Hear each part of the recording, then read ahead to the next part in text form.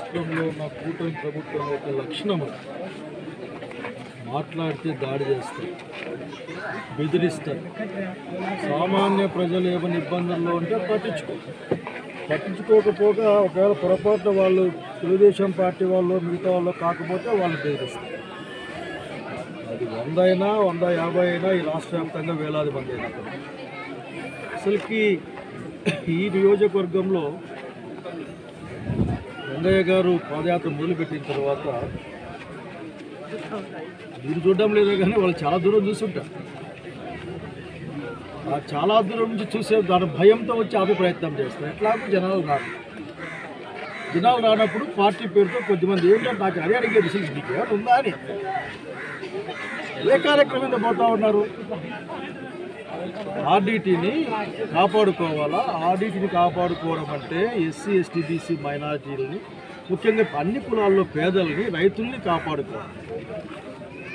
అట్లాగే ఒక భరోసా ఉండడం అన్నది ఈ ప్రాంతాలు ఒక కష్టం వస్తే ఆర్డీటీ మాకుంది అని చెప్పుకున్నాను.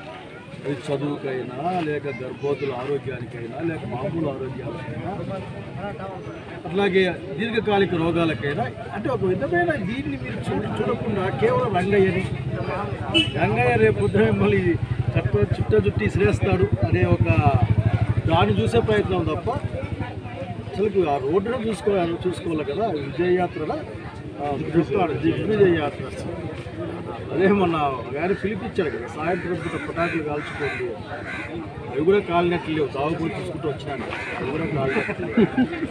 కనుక రంగయ్య గారి యొక్క ఆశయం, రంగయ్య గారి యొక్క ఆలోచన ప్రజల పక్షాన గట్టిగా నిలబడ్డాం. మాతో మాట్లాడినప్పుడు మేము కొంచెం టైం తీసుకోకూడదు బయట అంటే ఏమన్నా ఆఖరికి అట్లా కాదు బాబు, అది కాదు, అట్లా కానే కాదు, అది అసలుకి ఇది అవసరం నేను భావిస్తాను. నేను ఇది హిస్టారికల్గా కళ్యాణదుర్గంలో దాని ఆపరేషన్స్ మొదలైనాయి, అక్కడి నుంచే మొదలు పెట్టాలనుకుంటా ఉన్నాను. నేను నడుస్తాను ఇంకా సరే. అప్పుడు కూడా పార్టీ కూడా అనుకోవడం, ఎందుకంటే రెండు విషయాలపై అనంతపురం జిల్లా అందరి నీవా హెచ్ఎల్స్ పైన పనిచేయాలనుకోవడం, అట్లాగే దాంతో సమానంగా ఆడిట్ని కాపాడుకోవడం ఎట్లా అని దానిపై కూడా జగన్మోహన్ రెడ్డి గారి దగ్గర నుంచి మనకు మాకు కావాల్సిన సూచనలు జరుగుతూ ఉంది.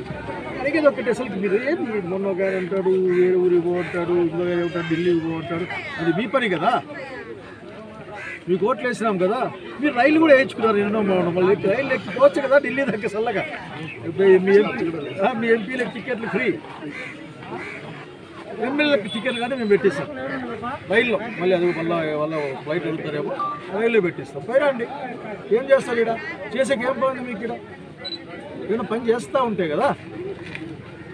ఎట్లాగూ రైతు భరోసా ఇచ్చే పనిలే, పెన్షన్లు ఆఖరికి పీకే పనే కానీ కొత్తగా ఇచ్చే పనిలే, ఎట్లా ఏమైనా కానీ సంక్షేమ కార్యక్రమంలో ఎట్లా ఎక్కువ ఇస్తామని ఆలోచిస్తారు. ఇదేం దుర్మార్గమో, ఎట్లా తక్కువ ఇద్దాం, ఎట్లా పీకేద్దామనే పరిస్థితి. అట్లాగే ఆ 15,000 ఎంచుకోవడంలోనే గడిచిపోతామని మన బతుకు. అది ఇంటింటికి అక్క చెల్లెళ్ళకి 1500 తెస్తామని చెప్పారు. 1800 వీళ్ళందరూ 18,059 మాకు గుర్తుకొచ్చింది. వీళ్ళందరికీ 500 ఇస్తారని చెప్పారు. ఆయన ఇచ్చిన డబ్బులు ఎంచుకోలేక తిరిగి ఎంచి అలసిపోతుంది. ముందు ఆ కార్యక్రమాలు ఏదో చూడండి. జనం కోసం అనంతపురం జిల్లాకి రావాల్సిన వేరుశనగ విత్తనం ముందు తెప్పించండి, అసలే ఇబ్బంది ఉంది.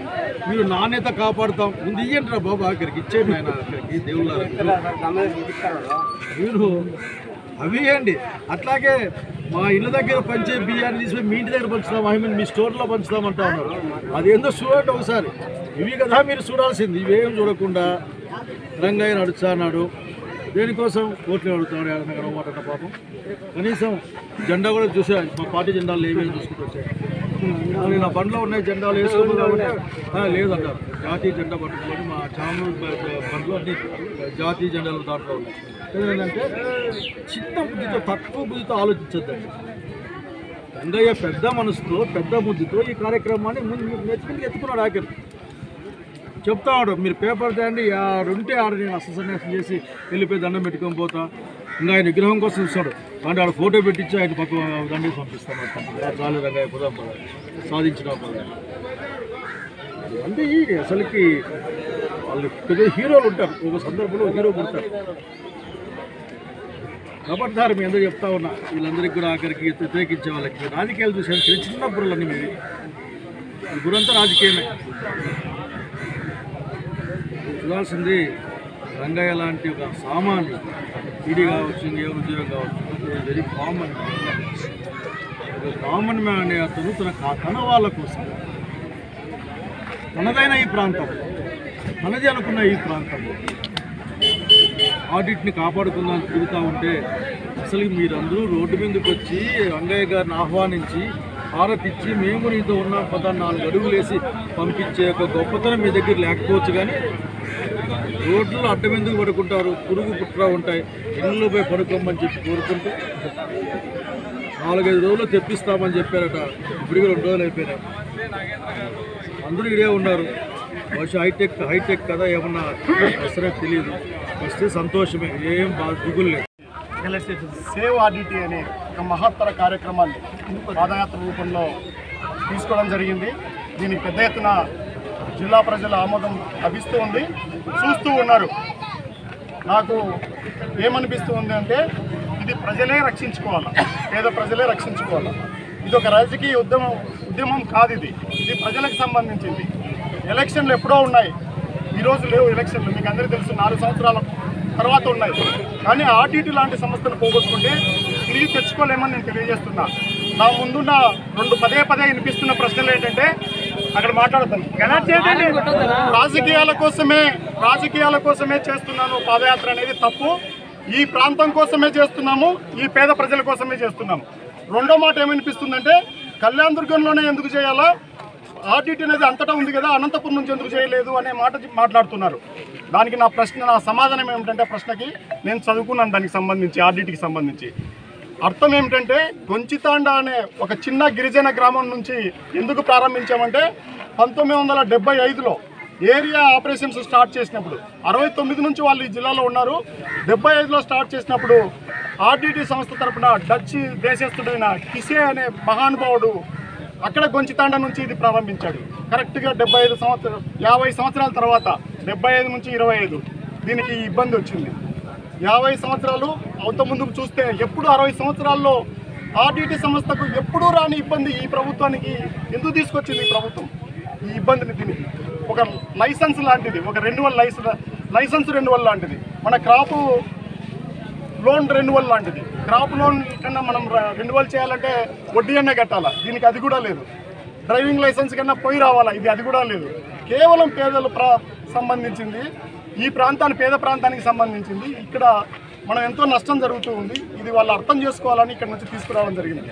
దేశంలో అత్యంత బాగా వెనుకబడిన ప్రాంతం కళ్యాణదుర్గం అయితే, అందులో వెనుకబడిన ప్రాంతం అనంతపురం జిల్లా అయితే, అందులో వెనుకబడిన ప్రాంతం కళ్యాణదుర్గ ప్రాంతం అని చెప్పేసి ఇక్కడ చేశారు. అందువల్ల దీంట్లో రాజకీయం లేదు. ఈ ప్రాంతంలో నేను ప్రారంభించడానికి, ఈ ప్రాంతం పేద ప్రాంతం కావడము, ఇక్కడ పేద ప్రజలు ఎక్కడ ఉండడము, ఇక్కడ నేను సమన్వయకర్తగా ఉండడం, ఒక్కొక్కరుగా గొంతు వినిపించడానికి చాలా కష్టం.